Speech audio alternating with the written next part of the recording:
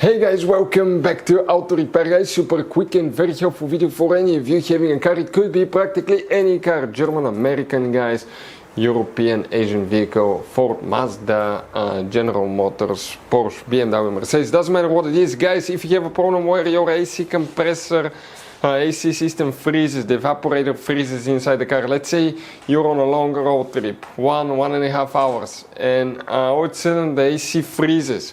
And guys, what will happen, you have that strange smell coming out of the vent sometimes when it defreezes. It's kind of like your freezer burn smell guys, but your AC all of a sudden will turn warm, it will quit working, and if you stop, let's say at the gas station, go pee 20 minutes, maybe 15-30 minutes depending on the temperature outside, it will defreeze itself and you may notice a big puddle under the car, okay, of condensation.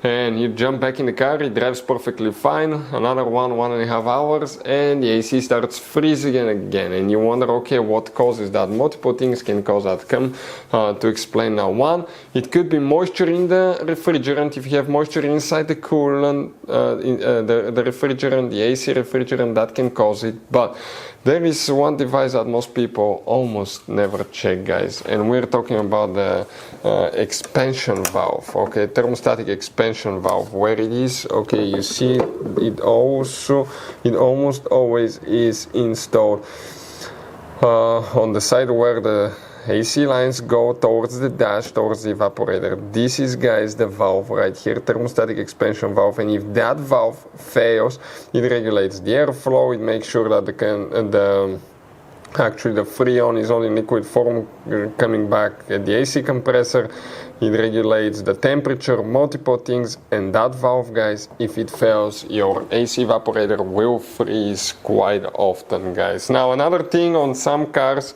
even this one, okay, it could be, guys, okay, where you have a cabin air temperature sensor like this one.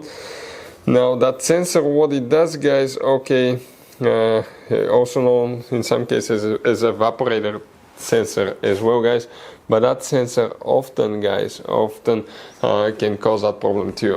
On many cars it's either the sensor or the thermostatic expansion valve. It's either that thermostatic expansion valve or the evaporator sensor. Older cars may not have evaporator sensor, okay, but newer ones quite often will have that one as well, guys.